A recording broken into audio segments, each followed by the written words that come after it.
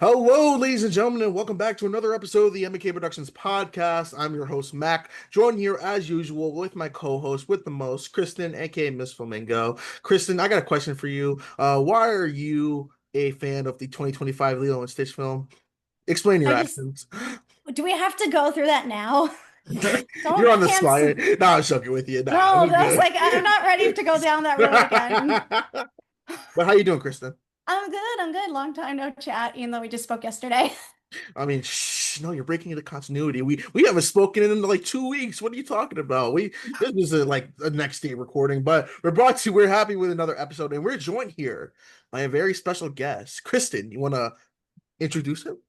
Yeah, so we have a very special guest, a filmmaker, I must say, a very talented filmmaker. Give your hands together. Mac, cue the applause for Chris Merola, the director of Lemonade Blessings. Hey, what's up? Thanks Yay! for having me. Oh my gosh, this is like a fun episode where we never got to bring on like a director before and, just talk a lot of film and like pop culture and stuff like that. So we are both, Mac and I are both excited to have you on. So thank you so much for taking the time out of your busy schedule to hang and talk movies. Yeah, of course. My schedule is not that busy, dude. I'm always Oh, down to come hang. So on. don't even worry about You're it. a You're working fine. man. You're a working filmmaker. Come on. We know you're busy. Look at Yeah, you. You just were at, I got to know you from whatchamacallit, Tribeca. I yeah. did a little deep dive. You were at Sundance, am I right, for a short film? Oh, no, wait, that's so funny. Wait, okay, so I have to explain that. So I made a really silly shit post film 2 years ago with my friends. I called it The Trials and Tribulations of Edward Fan. And I just to fuck with people, I put the Sundance laurel on it so that this would You happen. tricked me. You Um, tricked me. I was wait, so no, wait, excited. I was like, I wait, need some lore on this. wait, Respect. I no, respect it. I got trolled, guys, I everybody. literally, when that happened, I sent it to all the kids in my class. I was like, oh my gosh. And basically, the rule that I set was I would never explicitly tell a lie. So people would be like, you got into Sundance? And I would just say something really vague. I'd be like, life is crazy, dude. And then they'd be like, oh my God. It was terrible. Anyway, that movie's really silly, but I am quite Oh, happy with it. It's a fun little shit post. Yeah. oh, that's funny. Well, I got trolled today, so thank you. It's But okay. that's okay. But Chris, what's going on? Why did you want to become a filmmaker? Oh, that's a great question. I don't know. I was always making films ever since I was a kid. I guess I was always just making little stories and stuff. I think I'd get bored in class and I'd take out like loose leaf paper and draw little graphic novels. Like I had this little stick figure series where I'd like talk about the journeys the stick figures went on, and then on the front Oh, cover, my classmates could like pencil in their reviews. And because they could pencil them in, if like the review like wasn't like good enough, I could like erase like you anything had to like erase it. Yeah. below 3 stars. I'm like, all right, we're gonna get this out of here. We're scrubbing the record. um, but yeah, I kept up with that, and then I think I was a big gamer growing up, and the Nintendo DSi had this little animation app called Flipnote Hatena where you could animate Okay. little movies. Yep. And I kind of messed around with that for a while, and then I just started making little YouTube videos and YouTube shorts. By the time I was in like seventh grade, I think. I got my whole class together. We made like a crazy little movie. It was like 40 minutes long, which is technically feature length. So Oh, technically, I guess it was my first feature, maybe. I don't know.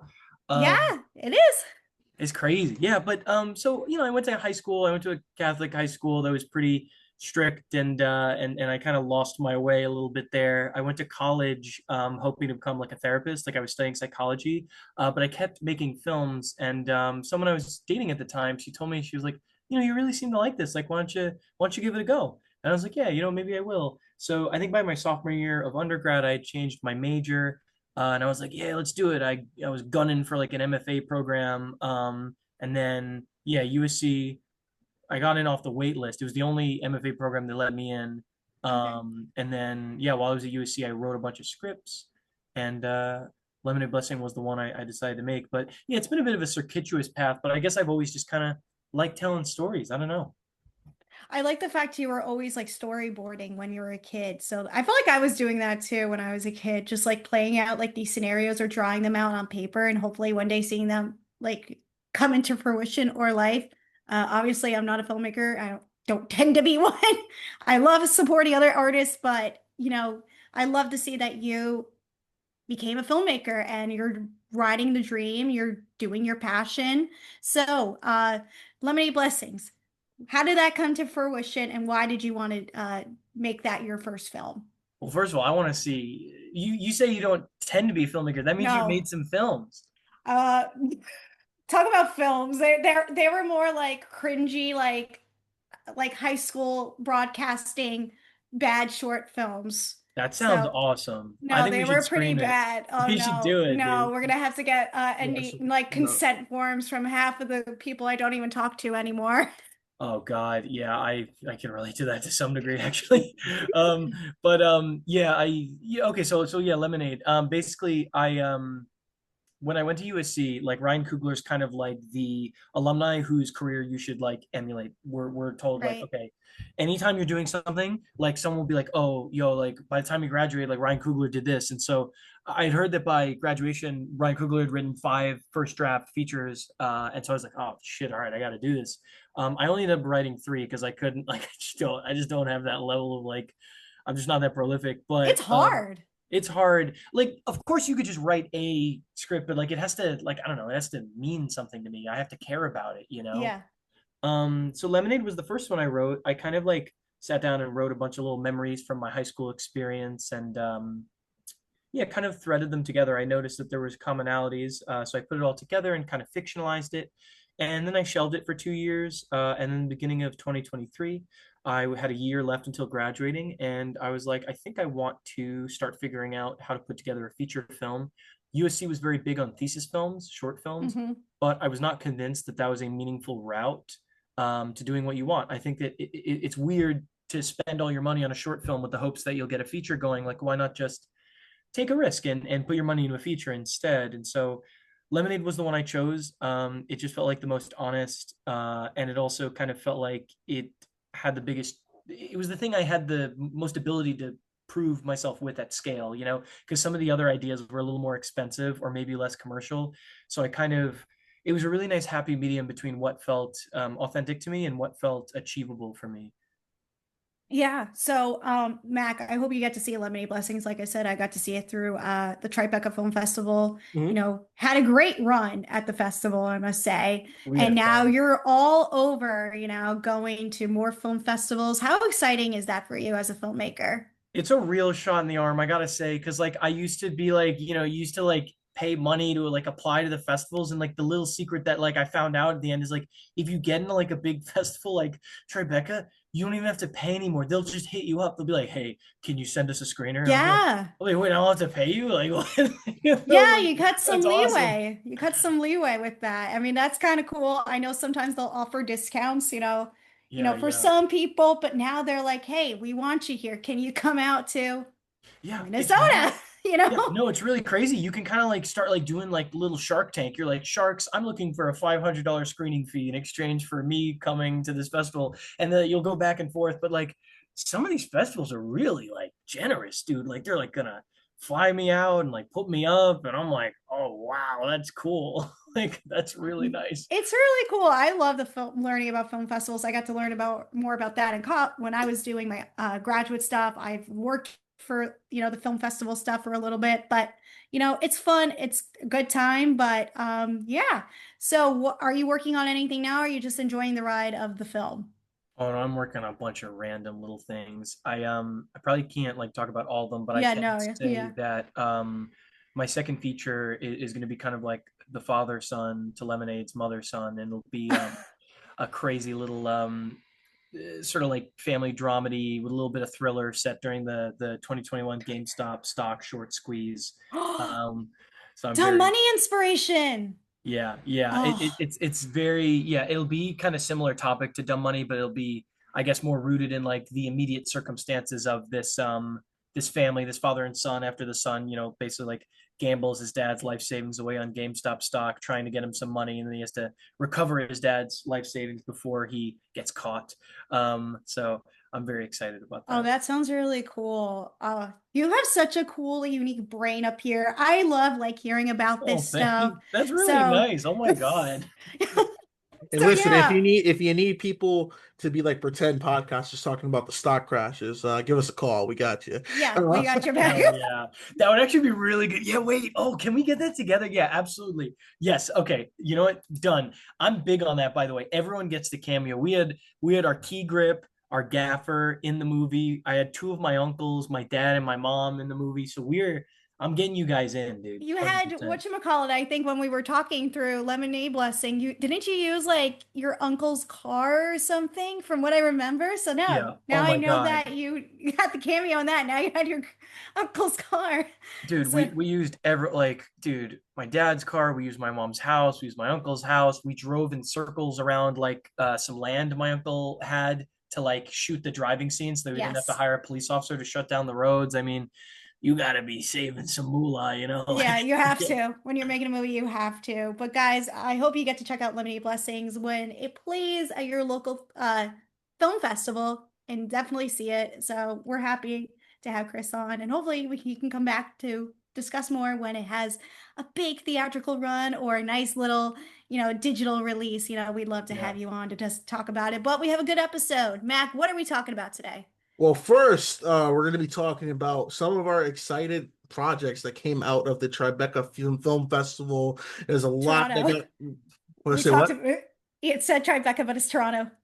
Oh yeah, my bad. One of those two. And there's a lot of film These festivals. The teas, teas. the TIFFs. Yes, we're going to be talking about some of the projects that are coming up from TIFF that were announced or in production or the show to TIFF, and then we're also going to be discussing the film this year that caused quite a stir. We're gonna go deep dive and find out what really happened with Hurry Up Tomorrow, the one with the Weeknd and Jenna Ortega.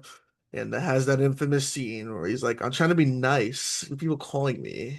Mac, you Make better it do up. that impression that I love. You do it the best. I've seen other people do it, but your impression of the weekend doing it is really spot on. Oh, we'll get to that when we get to it. That's my favorite part of that Well, we should movie. hurry up and get to it then. See what I did Well, there? Oh yeah. oh my God, Heck yeah. Jesus Christ. But let's. But before we get into Hurry Up Tomorrow, let's talk about some of the films that came out from TIFF. So, I was instructed as well as everyone else here, was to pick some of your favorite projects. I really it was 5 projects or 3. Was it 5 or Yeah, 3? something like that. Okay, 3 or 5, however you I picked wanted. 3. I picked 3 because I was a few of them that looked good, and I'll go first with my pick. That one of the films Yeah. that looks really interesting to me, and it's going to be the of course Chrissy with Sydney Oh Sweeney, the yeah. Oh boxing yeah, looks movie. good. I looked at the trailer. It looks interesting. Like I'm not. I when the project got first announced, I was like, okay, so it's probably gonna be like a $1 million baby, like again. But this is just based on the true story of the real boxer. I don't know a lot about the real boxer, so I was kind of like the first time I went to a biographical movie trailer not knowing who it is, and usually I like to know who it is, stuff like that. But I'll give Sydney credit. She put in the work. She looks very different, like compared to the trailer that dropped today for Housemaids. Like I'm like, oh yeah, I forgot she's gonna be Chrissy in the new box movie. But it looks interesting. I don't know if it's gonna get a lot of buzz when it comes out in November, but I think it should be pretty solid. I was talking to somebody who saw it, but they said the movie isn't too great. It's like a standard biopic, Mhm. but Sydney Sweeney is definitely Oscar bait, for sure, because her performance I heard is really incredible.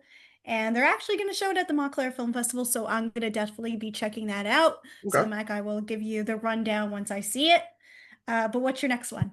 My next one as well too. I just unclosed my wall. My fault. Actually, this is something that is interesting to me because it's based on a video game. It's called Exit 8, and it's a Yes. Oh, I heard Japanese about that. I'm game with stoked. and it's by Neon. It's releasing this year, and I've said it in multiple podcasts. I feel like Neon has been, excuse me, really killing it in terms of the original content. Like I still like A24, but A24 has kind of been slipping the ball a little bit, in my opinion, with some of their films that have come out. But Neon's kind of been more, consistent. I know that they're making the new Oscar Perkins movie coming out in November. That looks interesting.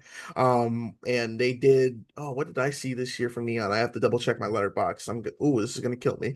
They did together. They Yeah, just did Split Bill, which I thought was awesome. I want to they're see that. they're So really good. killing it with it, and I think a game like this because I've seen gameplay of it from other YouTubers I've watched. It's something where I'm like, okay, this can make for a really good horror movie, which is gonna make me sad because I wish they were doing the Backrooms movie, but A24 got it first. But Exit 8 actually looks unique. It looks like it could be one of those underrated horror films that come out this year. Okay, and what's your last one? And of course, the last one is Frankenstein because Guillermo del Toro, one of my all-time favorite It's Guillermo del directors. Toro. This is probably gonna like if do we have a release date? Is it December? November. November. It's coming out early enough. If it's good, definitely gonna be in award season contention, especially with the visual designs, production designs, because looking from the just everything that's involved with it, it looks very detailed, looks very Guillermo, and I think the cast. I know Oscar Isaac is in the film as well too. He looks phenomenal. I can't wait. Any take on Frankenstein, I love it. I'll watch it. I even watched what was it?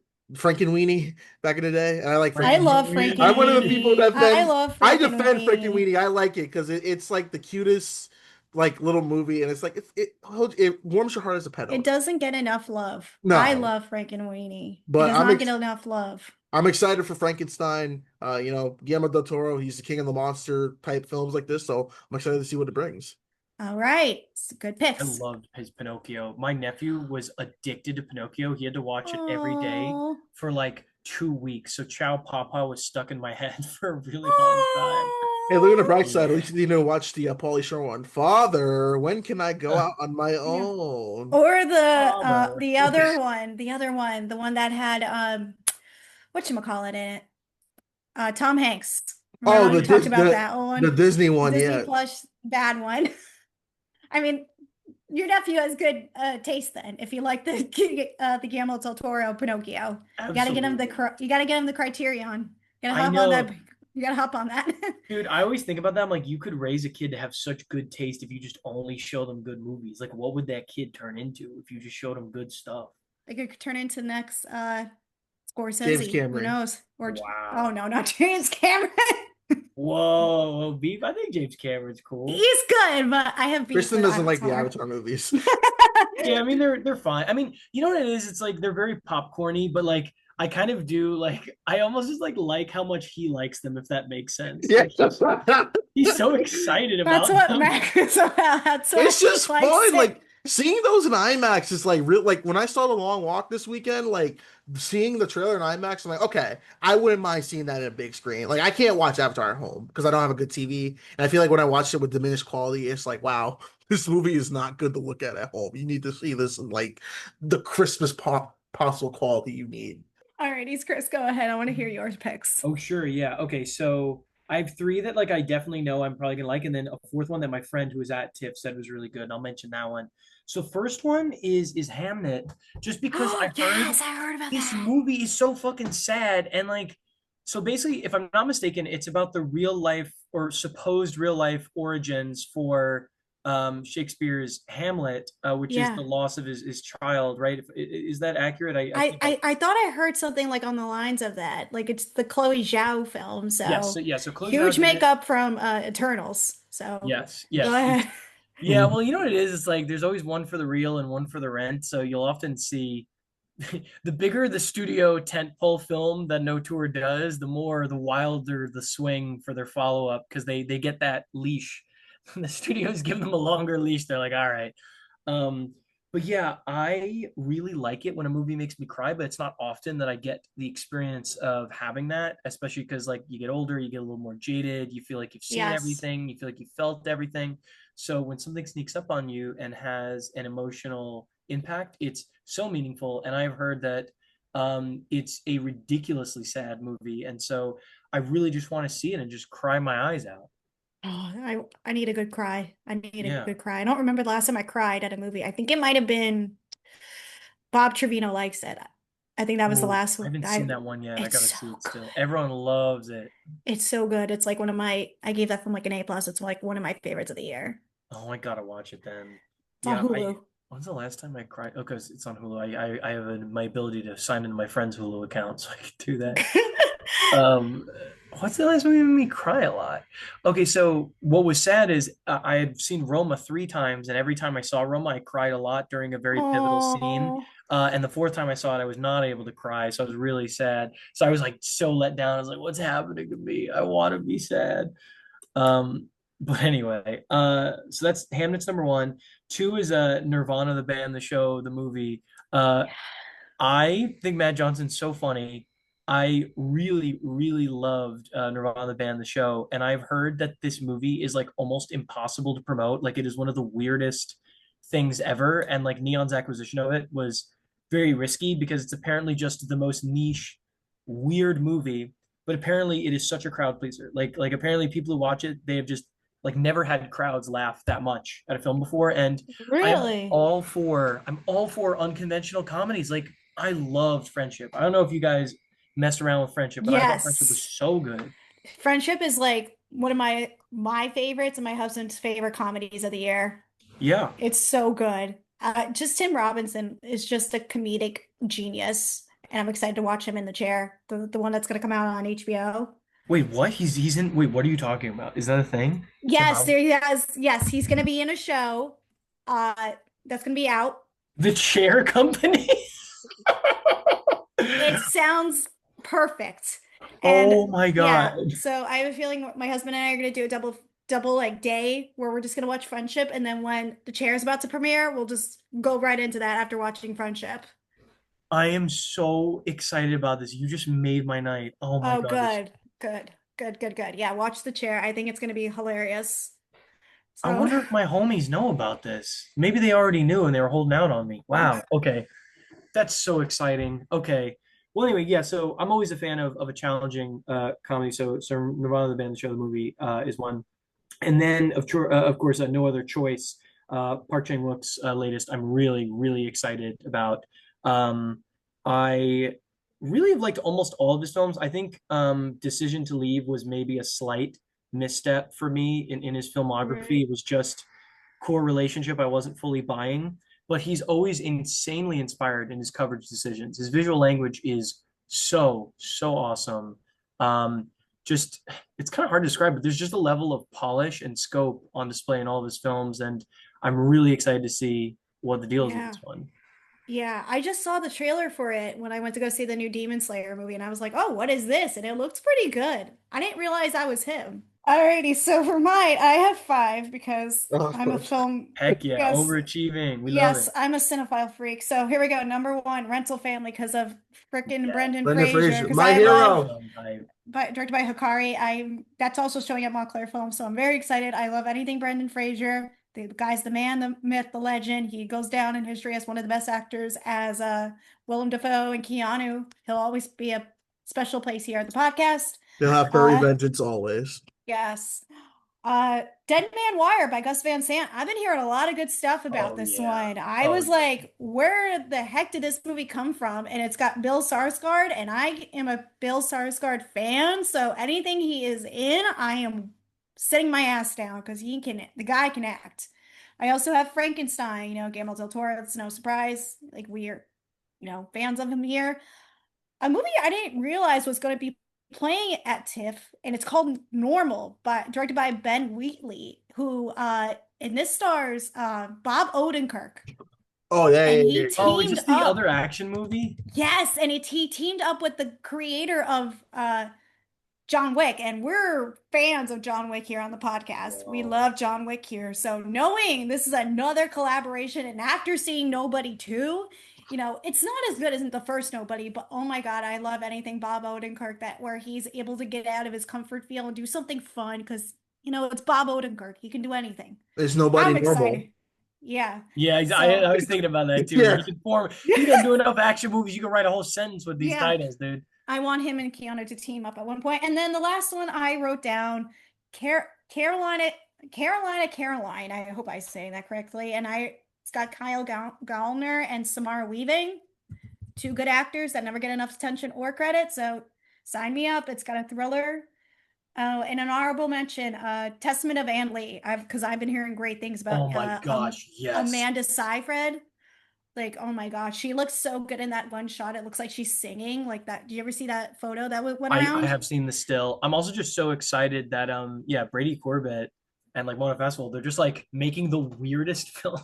They're just like I mean, going after it. it looks good. And then I'll just honor it. It's not one of my most anticipated, but I'm very curious to see how it turns out because I really like the way the second one turned out. But Wake Up Dead Man. I'm not excited as for this one because I have some mixed feelings about the cast, but I'm happy Oh, to really? see. Wait, what's the mixed feelings? All right, should I put it out there? All right, you Oh, can put me on blast for this. It's Mila Kunis. oh yeah? Wait, is me you don't vibe with Mila? No, no, the thing is with her ties to Ashton Kutcher and stuff and everything going on with, the stuff with Diddy and everything. And then the Danny Masterson thing where she wrote a letter in support for Danny Masterson. Oh fuck, what? Wait, I'm Oh, so behind on this. yes, I'm sorry, what? yes. This was tea. They had to make a video. It it was all over the place when Danny Masterson was on trial. It was a lot. So I'm like, at the time this was going on, she got casted, I think, from what I remember from the recollection of the timeline. I'm trying to think it back in my head, but I was like, Rain Johnson, why are you gonna put some bad PR in your mouth right now? Like, don't do this.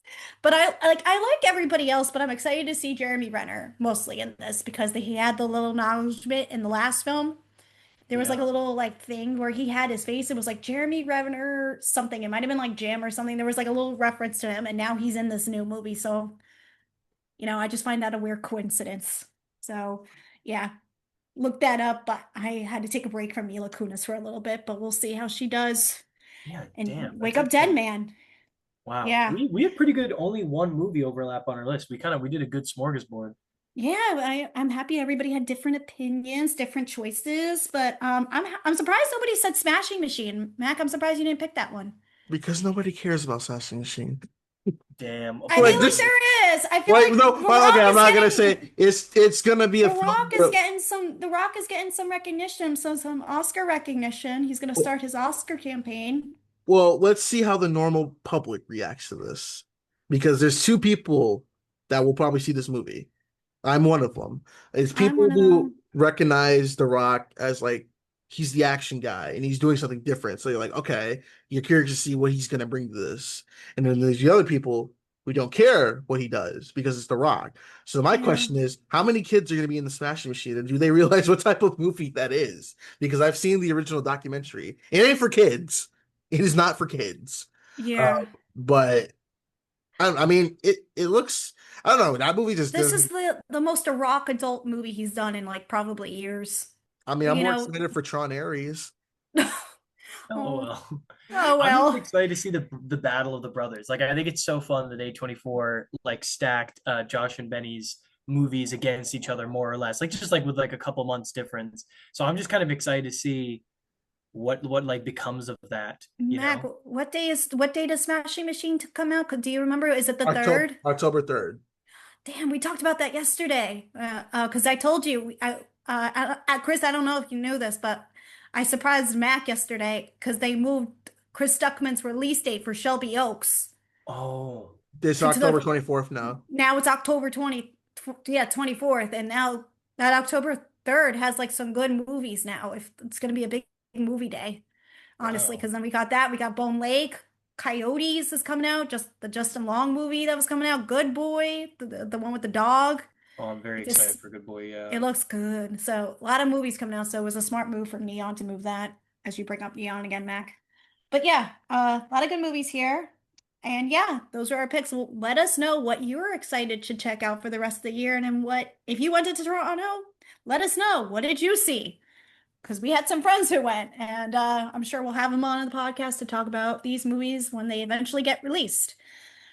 So, Mac, should we hurry up and get to talking about Hurry Up Tomorrow? No, we should probably end the podcast. All right, well, let's see it. All right, Hey. let's see it. No, I'm just joking. Let's talk about the weekends. Hurry up tomorrow.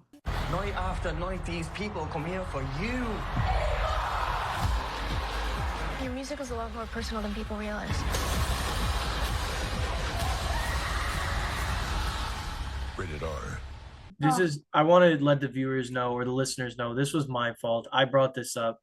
I wanted to do a reappraisal, perhaps, of this film. Perhaps it's too soon, but I just No, wanted to never take too- another look at it. You That's take all. another look at it. I mean, That's fine. That's fine. Everybody has, I will say, everyone has different tastes in film. Everyone has different opinions, and that makes the world beautiful. That's what makes art beautiful. And if you love Hurry Up Tomorrow, fabulous. I'm so happy it resonates with you. You were the one that actually gave us a unique topping point because this film came out back in, I believe it was May of this year.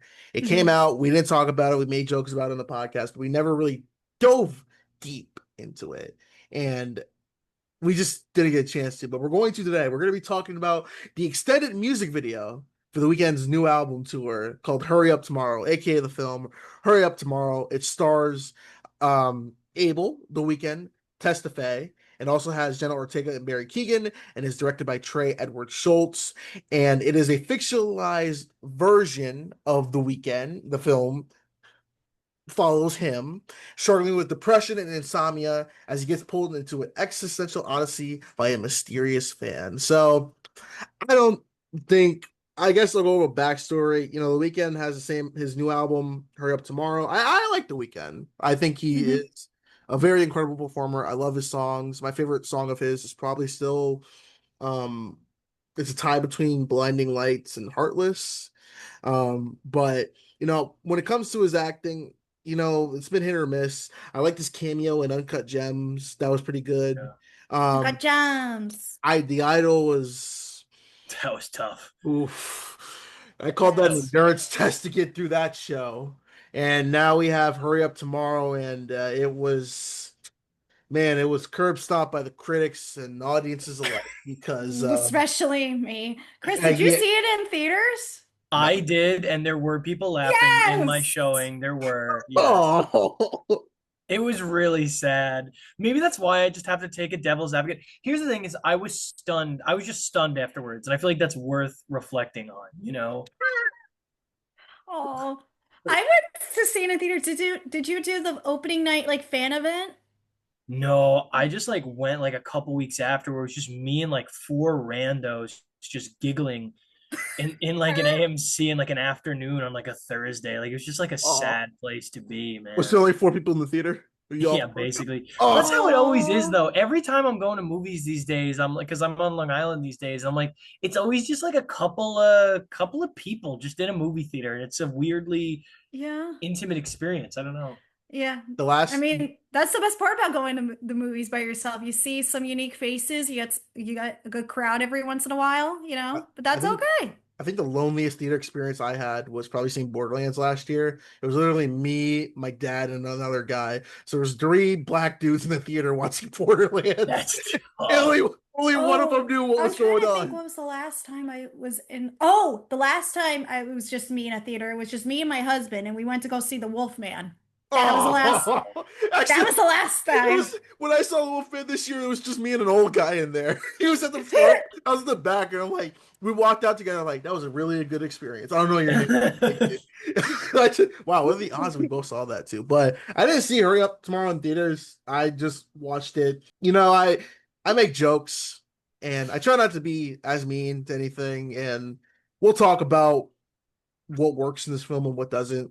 But is it the worst film of the year? No, because Ice Cube says hello at War of the Worlds. But is it up there with some of the most, probably in the top 10? Possibly. But let's just break it down. We'll start with our guest, Chris. Yes. What is your experience with The Weeknd, and what is your experience and your take on Hurry Up Tomorrow? Absolutely, yeah. So I don't have like a super close fandom type relationship with The Weeknd's work. I enjoy his albums. I like the album Hurry Up Tomorrow. I've actually listened to it quite a bit ever since watching the film. So I think the film kind of did its work in that regard, and that it made me go to the album and like really enjoy it. But I guess before I get into the film, I'll just say that like I sometimes have like what I would call this almost like modular experience with films, where it's very often that I get to see a film that's so engrossing that my like analytical part of my brain turns off, and I'm able to just experience it as a cohesive whole. Oftentimes I'm going in, I'm kind of like breaking it down. I'm thinking, okay, like, do I like these editing decisions? Okay, do I like the sound design? How are the costumes? How are the performances? This, that, and the other thing. Was that line of dialogue okay? Like, it's a highly like fragmented experience, because I think it's just gotten worse. Like the more I've made films, is like you're just noticing the most dumb granular stuff, and you sometimes don't get to have an amazing experience. And so sometimes I struggle to see the movie as something being greater than the sum of its parts. Sometimes I'm just breaking it down into its individual component parts. And the thing that I noticed about this movie is the overall flavor you walk out of the theater with is a sense of like, wow, I think The Weeknd is really self-absorbed. Like he's really self-absorbed. He wrote Jenna Ortega acting as a fan who ties him to a bed and then does a genius lyric video for each of his songs while dancing to them. Genius lyric video. That's the You know, best comparison. that's what it felt like. It felt like they're like, all right, we're gonna have a scene where you just sing my lyrics and make it like perfect. And like the female characters are so vague. Like the motivations are insane. Like he's just on the stage and he looks at Jenna Ortega and they just make eye contact, and then they just somehow implicitly know that they need to escape together. Like, so listen, there's a lot of ways in which I think the film sort of exposes some sexist and deeply self-absorbed undertones on the part of its creators. And so I think most people walked away with that taste in their mouth and they're like, ew, nasty, get it away, icky, I don't like. And I totally respect that. And it just goes to show how most people experience something as a whole, not as individual component parts. But for me, I was looking at it like I was taking apart a car for scraps. And when I was pulling apart this thing as I was watching it, I was like, son of a gun, this edit is really fucking good. I really like this coverage. There's a lot of really nice tracking shots that are really intricate. The audio experience, like the audio experience, like I watched this thing in the theater. It was banging, dude. It was absolutely banging. I was super immersed.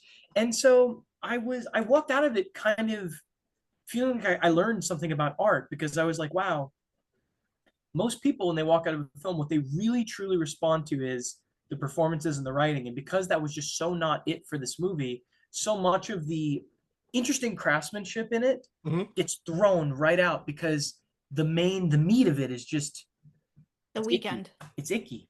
The Weeknd is, I guess, what the meat is what you're trying to say, right? Yeah, it seems to be. This is The Weeknd's attempt at psychoanalysis. And what he's done here is just a little too, it doesn't demonstrate a deep understanding, I think, of the ways in which like women in his life are kind of like accessories and sidekicks that kind of exist to take care of him, coddle him, worship him, or perhaps trick him. It's just like, it's a very infantile psychology that's revealed. But there's something, here's the thing. I think my metric for what makes something interesting is whether it's honest. And I did think this was very honest. He did something very honest. I just don't think he was very self-aware of what he was doing. Yeah. Just having a lot of, Mac and I have talked about this in the past, but a lot of yes man saying, okay, we'll do this, you know, Abel, we'll add this, we'll add this, we'll add this. And then, you know, what I feel like Trey wanted to do something that may have wanted to help the film. He didn't get to do because it was mostly like Abel's movie. Because I say from watching the film, this did not feel like a Trey Edward Schultz film. It's shot like a Trey Edward Schultz film, but it does not feel grounded in the roots where I've seen like, you know, I was almost going to say it ends with us. That's not the movie. No, it follows. What was the movie? It comes at night. It follows now. I was like, I'm screwing up here. It comes at night. And then Waves. I especially love Waves. Like Waves that is so outstanding. That one made me cry the second time I watched it. Oh my God. That movie deserves so much praise, especially for Sterling K. Brown. Oh my God. He's Agreed. so good in that film. But the way it comes down to it, it's a weird film because it looks so captivating based on the trailer. I was so intrigued and I was like, huh, could this be like an Oscar-worthy movie from like Live Nation? Like, excuse me? Like Toxic Live Nation that, you know, is so bad right now. They're helping The Weeknd put out this movie. Like, what? But no, it's not good because I was disappointed because this could have, the way I see this could have gone like one or two ways. One, it could have ended up being like, I think should have been like a long music video, kind of like the way Miley Cyrus made Something Beautiful, which came out earlier this, back in June. Or I think it could have been really exciting if The Weeknd was on stage performing and there was a story going on with just Jenna Ortega and maybe Barry. Like that was happening at the concert. Because then it got me thinking maybe it should have been like the Metallica movie that came out back in 2013. Do you both know that movie? I don't even know what you're talking about. No. Yeah, there was a Metallica movie. There was a Metallica concert movie, and it had Dane DeHaan in it. And it was like they were playing, Metallica was playing at a stadium or like a concert venue, and then there was a movie storyline happening at the same time. Oh, And you're it was confusing really movies. That's Trap with M. Night Shyamalan and his no, daughter. Well, Don't you know that's a concert movie? No, it's no. not. I mean, hey, if Trap was, like Hurry Up Tomorrow, I probably would have loved it. That would Because I have been love better. Trap. I love Trap. But yeah, this was a really weird movie because then was thinking about it more and more and more and more. And then I was like, okay, The Weeknd goes through his breakup. He's doing his little shtick in the bathroom with the thing with the lips. Jenna Ortega is setting the house on fire. And then nothing really happens for about 45 minutes of the film. These are the clip And I- notes, gentlemen. And I was like, when are we going to get to something? And then it becomes what I say. I think I said it in my review. It becomes fan fiction. yeah. Like where it's like they lock eyes. It's like all the like when the Joe Bro girlies get excited when they see the Jonas Brothers and the Jonas Brothers see them at the concert and be like, yes, you are the one. I'm gonna marry you. That's what it felt like. I was like, he locked eyes with Jenna Ortega and be like, yes, you are the one for me. I'm gonna marry you. And that's what probably Jenna's character was probably feeling like, oh yes, this pop star recognizes me, and I'm gonna be with him forever. And then they go on their date and stuff, and then it just turns into something so toxic as he is like the most obnoxious person, and just it was weird. And then how that whole scene of them playing out in the bedroom, what you were talking about, Chris, Oh my everything that God. leads up, and then the fight between her and Barry Keoghan towards the end of the film. Oh my God, I blocked that out. I forgot that happened. That was so stupid. That little Oh, girl God. took out like a 6-foot man or however tall. She kept you like know. throwing shit at him, didn't she? She was just overturning furniture, Yeah. right? And Oh, the that guy's was like a hilarious. boxer or something. Like Barry does like boxing or like Wednesday like- Adams beat the Joker. Let that sink in. yeah, like oh my god, remember that? Imagine that, tie-in. Oh my god. Well, And ironically, they both have a connection to Sabrina Carpenter. He dated Sabrina. She was in her music video for Taste. I didn't know he dated her. I forgot Yeah. about that. Yeah, he dated Wow. Sabrina for a little bit. Yeah. But the thing with this movie too is that remember when The Weeknd lost his voice back in one of the concerts and he said it was more of a psychological thing? Like Yeah. apparently that was a big inspiration into making this film. So Yeah. I feel like this is an idea to kind of be like, hey, I'm misunderstood as a pop star. Like I really do go through stuff. And like Chris, I do see where you're coming from because it's like it seems like Abel, I'm gonna call him Abel, his government name. It seems like he wants to make like I think this was trying to be his version of Purple Rain. They said that was one of the inspirations for the film. Trying to be like, well, this is my Purple Rain, this is my Get Rich or Die Trying, this is my 8 Mile, this is gonna be my story, I tell it and everything like that, which you can do that, but I think the biggest problem with it is that you have a director like a freaking Trey Edward Schultz, who's I love It Comes at Night. I think that movie was really good despite the trailer not Mismarketing yeah. from A24. But then the thing is, you look at it too. You look at the writing room too. The writing room has like Riza. Oh, I hope I pronounced his name correctly. Riza Fahim and Abel, along with Trey. So that's Yeah. 3 people with probably 3 different ideas. And they're like, Trey, you're an established director, but who's the bigger name talent here that I'm gonna get my ideas with? And then considering he probably has the backing of the studios and the producers, they're like, well, he's a bigger name than you are, so we're gonna take a lot of his ideas. Like it feels like at a point there was I felt when it was Trey's ideas and then when it was Abel's ideas, like you can definitely say like you're gonna direct it, but I'm gonna be the micro director here. This is gonna be the movie I want to do. I And mean, if The Weeknd wanted to direct it, he should have. I feel like oh no, I feel like just put his name on it, then co-directed by. I don't think, it's that bad. I mean, I hate seeing Trey get all the hate for it, even though it's geared towards more of The Weeknd, but his name's attached to the project. I totally feel you, Mac. Like that's kind of what it felt like when I watched it. I was like, it feels like I'm watching Trey fight so hard to make it a good movie where I'll see an inspired piece of coverage or a great shot or a great cut, and I'll be like, damn, that was great. Like I was like, he's fighting. Like that's the thing I was just like rooting for. I was like, you go, Trey. Like you try your best. You try your absolute best right now. And that's kind of was getting me hyped up. But yeah, you are making me realize I forgot parts of this movie. Was there one shot that I think most people people were blocking out whatever. I think the only thing that stays in people's minds is I gotta go, I just remember there's like an orbiting tracking shot where like everyone's like getting him ready for work, and he's just like on his phone. He's just talking to his ex, and he's like, "Just call me. You're being such a bitch." And he just like throws his phone. I was like, "Dude, this is so toxic. This is crazy." It sounds like he's a toxic person. And the interesting thing is the way I interpreted the ending, because I was like, okay, it was all a dream.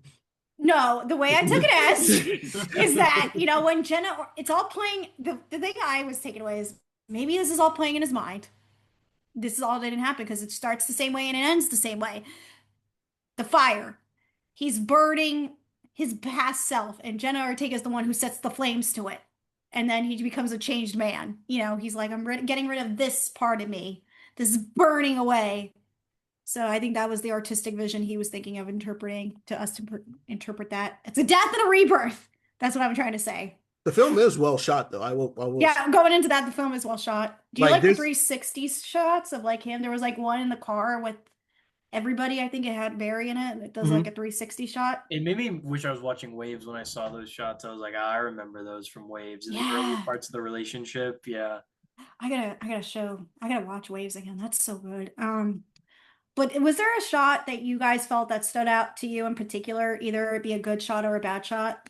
Doesn't it open with like his eyeball?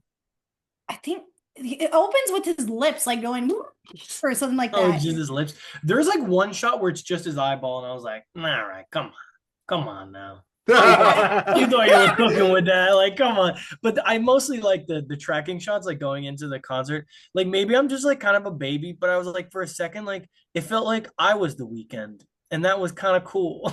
we're being the Weeknd. We're gonna become the Weeknd. He was walking, he's just like, and I was like, yeah, dude, shit, this is crazy. Like, and I was just really on board. I was like, yeah, this is a fucking audio sensory feast, dude.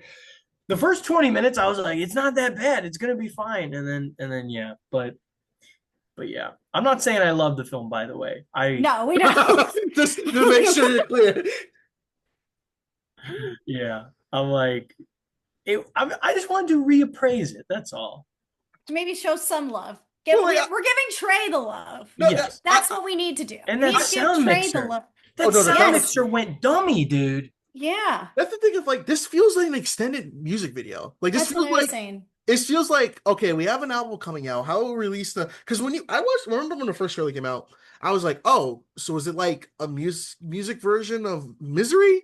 Because Jenna Ortega's a crazy fan and gonna kidnap Weeknd, and I mean the trailer did its job. It got me curious to see what it was, and yeah, I think the Weeknd needs to just take a step back, like take a long break. Yeah, like because I said like, man, his acting sucks in Idol, and I was like, okay, that was like 3 years ago. You can get acting classes and everything. Wasn't it like 2 years ago? That was 3 years ago. It's 2022. It feels like it was yesterday. He needs to like, I don't know if he's gotten worse or better with that. That's the worst part about it. Like I can't tell if he got better or like maybe the writing is a little stronger in this one. Did you know he has a greater passion for film than music? I've heard that numerous times. That's like Lady Gaga. Like, she's like, oh, I'm into film, but then she's really into music. She's great at both. She's magnificent at both. The Weeknd cannot do both. which is, not for everybody. But that's okay. As long as you try your best, that's all that matters. But clearly wasn't well executed. But I'll Yeah. give it to Trey. He did try his best. That's the thing that I think about is like a movie is like a war. Like everybody, there's like 1,000 people that worked on the movie trying to make it good. And then one or two people at the top who overpowered that experience ended up kind of gutting it. But all I think about is how I'm like, damn, there's some good little craftsmanship in there. It's like hard for me to hate movies these days because I just think about some like underpaid like sound editor like trying their best to put like a little sound effect in the right speaker at like minute 32, and I'm like, shit, that was pretty good. It's true because like putting a film together is like a puzzle. The way I see it, like for years now, there's so many little intricates that go into making, it all fit together. And there is an appreciation for that in all departments. But then, like you said, there's one little person that really could mess it up, and then it turns out to be, for shite. And I've seen a lot of shitty films, but they all can't be perfect. But Well, so I'd ask, like, is there, like, how would y'all fix this film? Like, if we were to go back, slap somebody from making themselves, like, what can we add in or take out to make this film better? I would try and ground it more. Like he's trying to do a psychoanalytic thing, like borderline, like persona, right? Like he's trying to do something where like Jenna Ortega represents something about his psyche. And so the movie starts to really depart from reality and become surreal in a way that's not very insightful or very interesting.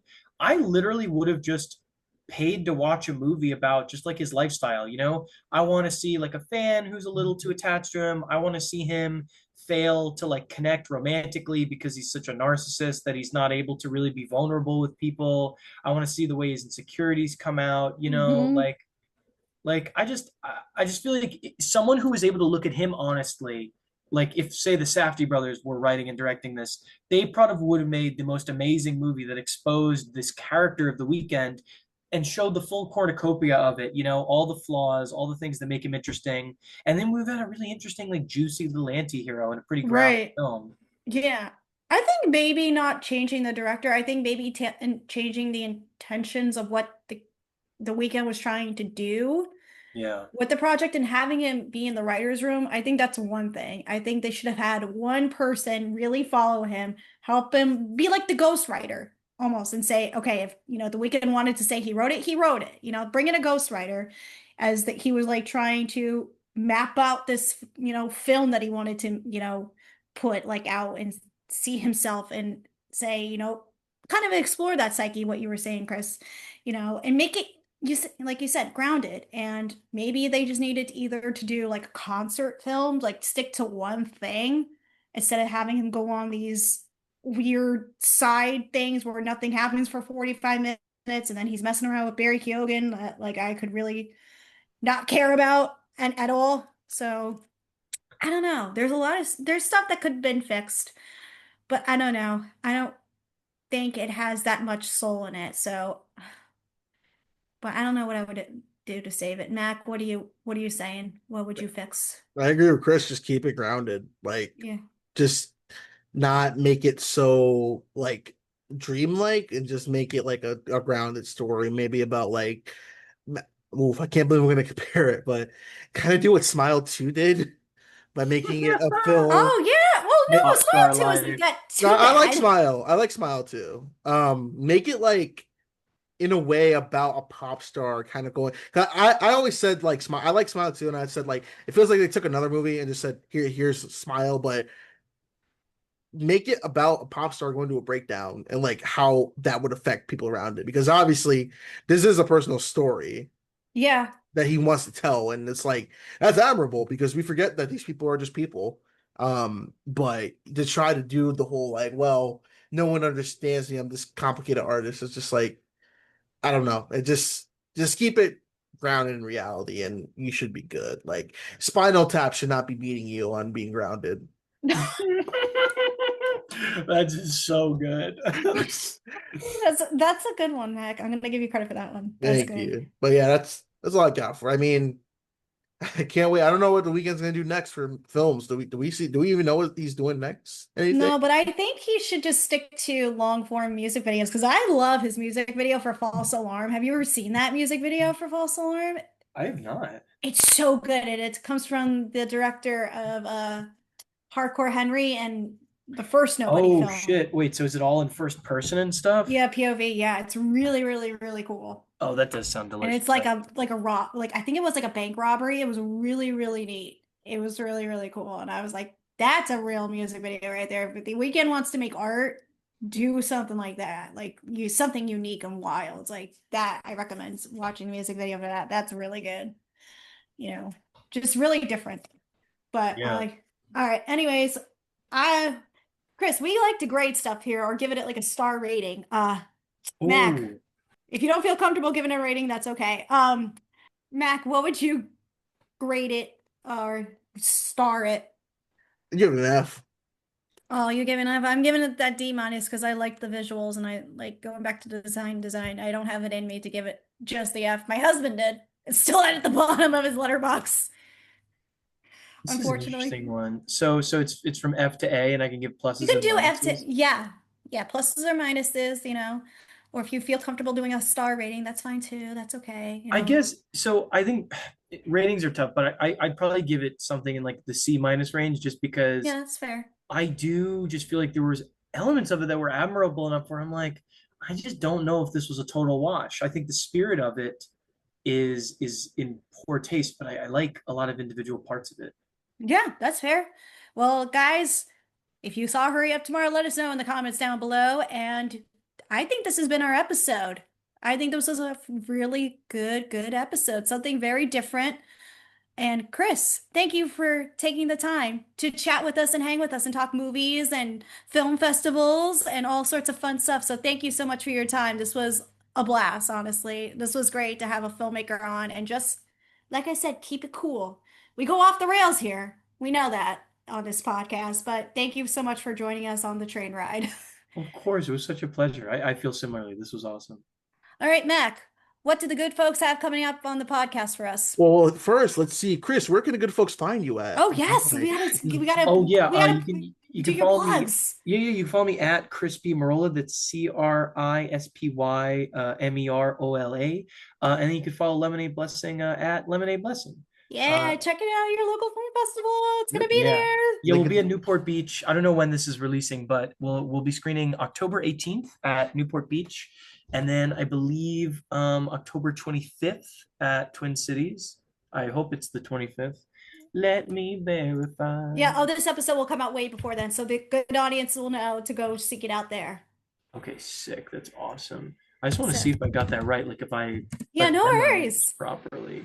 It is the 25th. Yeah, I was right. Good for me. Got that memory. Amazing. That's okay. The good folks got to write it down in their notebooks or their calendars. They'll have it down so they'll make sure they go see it. Alrighty, Heck yeah. Mac. Well, link in the description. Check Chris out.